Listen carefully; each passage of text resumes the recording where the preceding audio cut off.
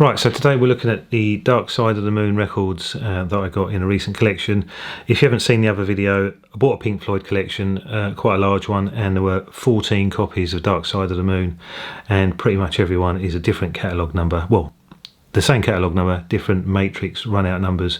So I thought I'd go through the 14 copies today and give an overview of the matrix numbers and so on. So if you're just getting into it, you can learn a bit about it, and if you're a seasoned collector, you can also sort of make some comparisons to what you've got or what you're after and so on. So I've labelled each of these in the corner for my own benefit because it's nearly impossible to remember and identify them without having some sort of prompt. So most of the catalogue numbers are SHVL 804, but this one is the A2 B2 pressing, and the run out on this is on the A side is A2, and then it's stamped 2G 1.1, and on the B side it's B2, and then it's stamped GG.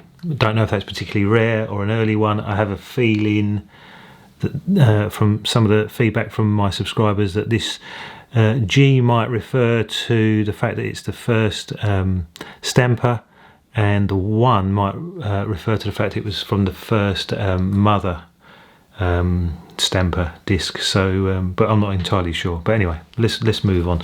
So I'm going to pull these out, give you a quick overview of all of these. Won't go into massive detail because there's quite a few of these to go through, but you should get the gist of it, and I will try and display all the labels. So just bear with me while I get these in shot, and hopefully you will all benefit from this in some way. So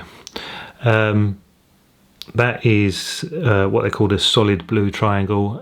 Someone did point out in my last video it's not totally solid blue, it's more of a like a fuzzy blue, but yeah, that is the first label, first type of label anyway. I'm not sure how detailed you can see from this camera shot, but I will be showing these like this so you can get an overview. Please just rewind the video if you want to see the matrix numbers again. Right, the next one is again same catalogue number, SHVL 804. This one is A3B3, and the A side is A3 and then ARD and a number 2, and the B side is B3 and GDR. Hopefully I've got these right. It's quite tricky to see and work out exactly what the letters are. In fact, both of these first ones have the Pink Floyd sticker. There's been some discussion on the YouTube about some of them do and don't have the sticker, the original presses. Most of these contain all the extra posters and stickers. Right, let me pull this one out so you can see this. A lot of these labels will probably look similar. Some of you die-hard fans may well notice some slight differences on the label. So you can see this triangle is sort of blue on the outside, but it's got the black on the inside. So yeah, a variant, and yeah, I know there is plenty of discussion on how good the different pressings sound and so on. Right, next one. Again, these are all the same catalogue number, but this is A3B3. A side is additional stamper numbers are AGL3, and on the B side GG01.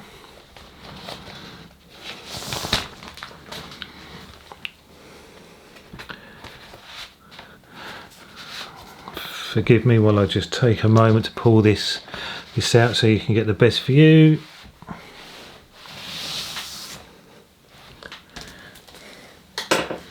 Sorry, I want to try and do my best to keep these in pristine condition, so just bear with me. The original owner, as you may well be able to see, had some original inner sleeves, kept those and replaced them with more modern protective sleeves. Just trying to get that one back in. It's been a little bit stubborn. I might have to remove him for the moment. I'm not sure how many of you are really interested in this, but this is possibly the original inner sleeve. This has got patent numbers and made in Great Britain in blue. It looks like the poly inner bit has been removed. So that would be the original, but he, or in fact, it was a lady, I say he, it was a lady that sold me this collection. This is the vinyl on this one. Again, I mean, at this stage, you probably can't, generally looking at it, you probably can't tell the difference. I mean, you go into the details of the matrices, there may be some giveaways on the label. I am not that much of an expert, so you will have to decide yourself if the label is actually giving anything away here. So that was that one. Just bear with me while I try my best to keep these in a tidy and good condition. Okay, this one, not as in good condition, this one. This is SHVL 804, catalogue, this is A3B3, and the A side is ACL3, and the B side is GGO or GG0. A little bit of ring wear on this one. Let's pull this one out. Now this one is in a, again, got the posters and everything, but this one is, if I can get this out, this one is in a white inner sleeve. Now again, the die-hard collectors will know about these different types of inner sleeves. This one's got patent numbers on it, made in Great Britain. So I presume it's a slightly later press, probably from the same year. Now this one, most of these are, I would say, near mint, but there's about 2 of these that are a bit scratched up. So this one actually does have some scratches. Maybe it was a harder matrix number to find, so they suffice with a marked up one. Again, can you tell the difference from the labels? I don't know. I don't have enough time to research every label and get them all out and compare them, but I know some of you are particular about that. So that's that one. How many have we done so far? 4? Right, next one up. This is SHVL 804, of course, and it's A3B3. Now this has got AHT 3 on the A side and GA, what looks to be 11, so GA11 on the B side.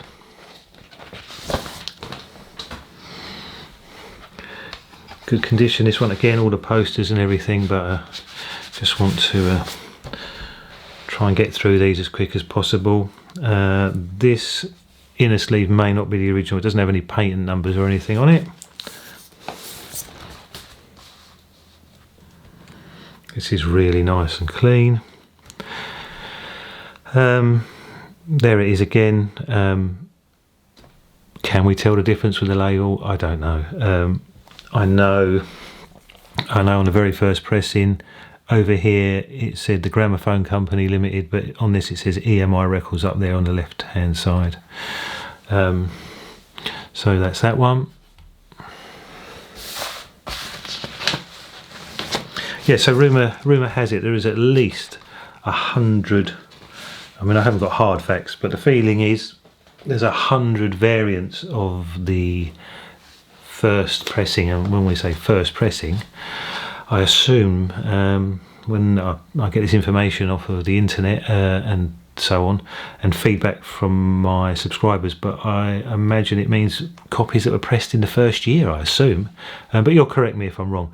This one doesn't have the Pink Floyd sticker, same catalogue number, but this is A5B5, and the A5 side says GMG and a space and G, and the B side is GOM or G0M space 4. Okay, again posters and so on. This one has the posters, but weirdly enough the posters on this one have been they're folded so the colour side is facing inwards, where the others, all of the others, are colour side facing out. I don't know which way they were actually folded in the factory. Maybe that's something that someone will know. The sleeve on this, so this could be later. EMI, important notice, care for your record box up here. So this could be slightly later. Again, I mean, how can you really tell from the label? I don't know. Maybe you're all going to leave some comments, say, yeah, you can see this or you can see that, or it's got different wording and so on. Looks the same as the others to me at this stage. But the all important part is the matrix numbers. Okay, next one that was in the collection, again, no Pink Floyd sticker. This is got this is an A5 B5. A5 side is A2 and the B side is G2. Again, I think the A2 and the G2 is referring to mother stampers and stampers. Not an expert on that. Can get slightly confused. On that. But I have done a little bit of research. I've got a basic understanding how it works. Right. So this one.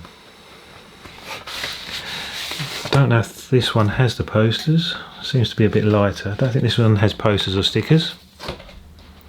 This one is just, I was going to say it's in a plain sleeve, but it's not. It's also in that EMI type sleeve.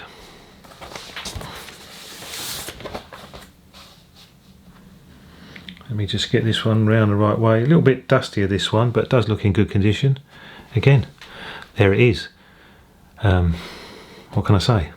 Pretty much looks the same. I'm not sure if any of these EMI boxes or harvest things change. Maybe some of the variants don't have this EMI box up here. Let me just point that out so you can see there's an EMI box there. Maybe that's on some of them, not on others. Harvest there. Pink Floyd written across the top. I have a feeling on the solid blue actually there's more writing up across here, but I need to go back and look. So that's that one.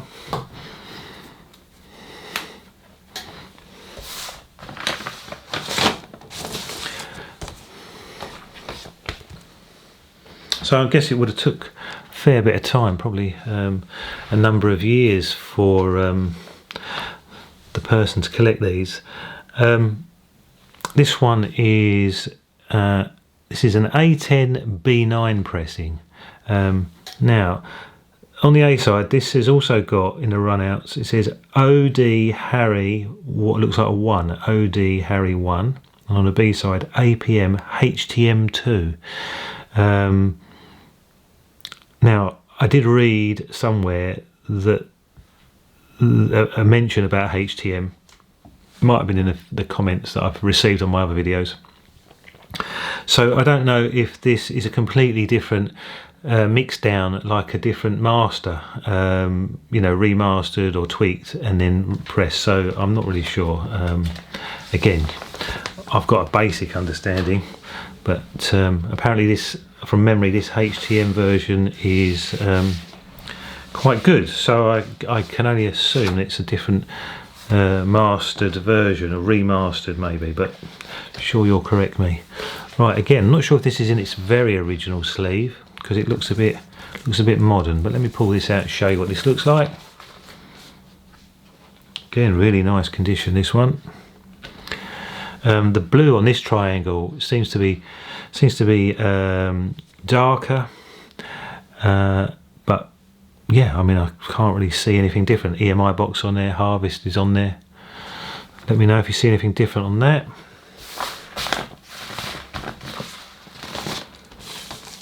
And of course this one has the Dark Side of the Moon sticker. Okay, next one. Again, the catalogue number is the same, SHVL804. This is A10B9. Now, this is different. Again, this is AM Harry on the A side and ATA6 on the B side. It's mind-blowing to think there are so many variants of this. And this is, although there's quite a few in this collection, this is only a fraction. Again, all the Gumpf posters and so on in here. And this one again looks maybe not to be the original inner. It's got no patent numbers or anything on it. Again, really clean. I think the original collector of these was particular about the condition. Now I've just noticed this one is so there's some variance here in the respect of the last one. The last one seemed to have a solid, a really solid blue line with dark inner. This has got some sort of, how would I describe it? Just on the inside of the blue triangle, it's well, I could try and use the word fuzzy, or it's splattered, or it fades. It fades into the black rather than hard blue, hard black sort of fades in. So don't know if that's just, was it pressed in a different place? I don't know, but generally looks the same again.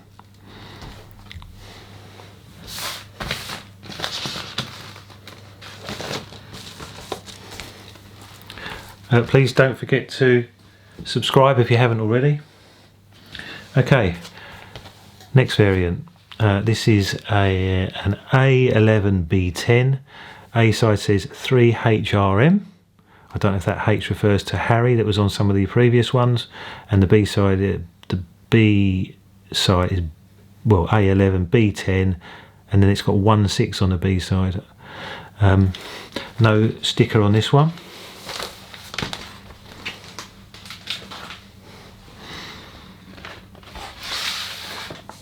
Don't think this one has the posters, and this is on again a different inner sleeve, but again still EMI.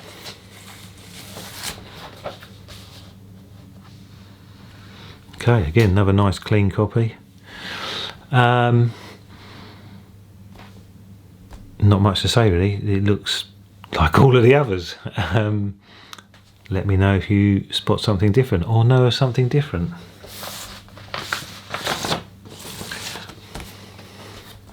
While we're talking about this, obviously people are particular about the sound quality. Someone also mentioned on one of my videos, you know, it's to do with your own ears and the equipment that you've got. If you've got cheap and nasty equipment, it's not going to sound as good. If you know, each of our ears hear things slightly differently, so it would be a bit subjective, the quality of the sound. Right, we're moving on a bit deeper into the 14 copies now. Now I haven't gone into great details about this one. This was obviously one they picked up later, which was a more modern reissue, same catalogue number, but this one's dated 2011. And what I can tell you about this one is this is like a really, I don't know how you describe it. It's like a matte, it's not matte textured sleeve, and it's dated 2011. This one has like extra posters and so on inside. I think it comes with an additional poster, but the label is well, it's been designed just like the original. This is very heavy, so I think this is what you refer to as 180 gram. So looks pretty much like the original. What I will say is I can spot straight away is the font. The clarity of the font is a lot clearer, and it's slightly different font. So, and this one says made in the EU, but it feels heavy, looks really nice. Not sure how it sounds, but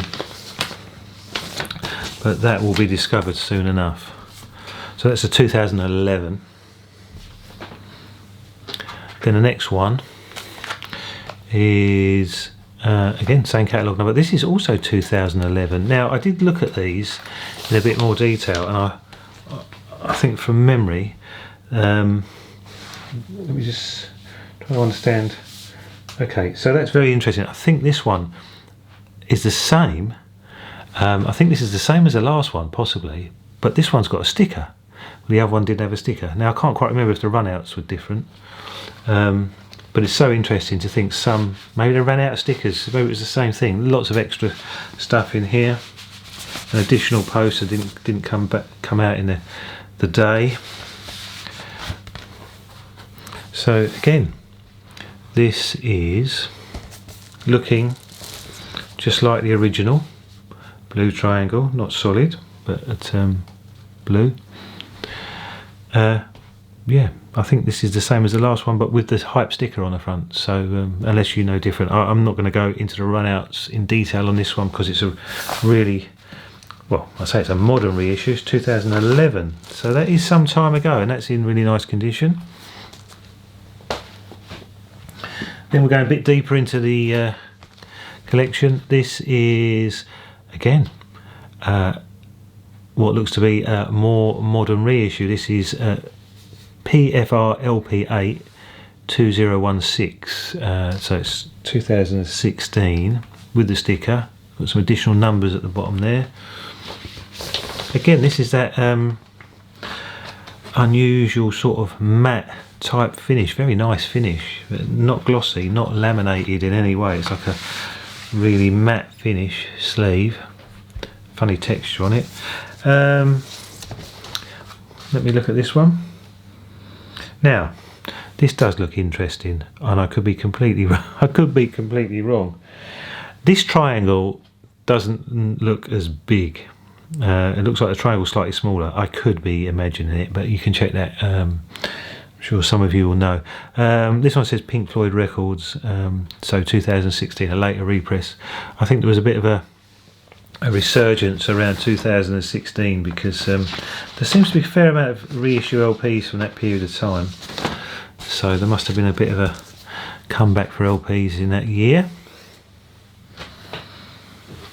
And then we've got this one, which is the last one. This is PFR LP8 2016. I'm just looking across here. This also has the hype sticker and has this sort of matte finish. Now, I didn't go into detail as much on these most recent reissues. I don't actually know. The fact that it's in here, I would imagine there's something different about it, but I haven't gone into the fine details as these. I mean, it's very well this last two could be the same, but I doubt it, due to the fact that every other one is a variant of the others. Yes, Pink Floyd Records. Can't really see how that's different from the last one, but anyway. So yeah, that's a quick overview of the 14 copies that came in the collection. I know there are a lot of Pink Floyd fans, and there's a lot of debate and discussion about the different presses and the quality of the sound and so on, but as I say, my sound system is fairly bog standard, so I can't really, I can tell you what I think. I had done some comparison videos in the past, and I think you can very slightly notice the difference, but I haven't got really a high-end system that can really, I can use to distinguish how good it really is. So anyway, thanks for watching, stay tuned, and I'll see you on the next video.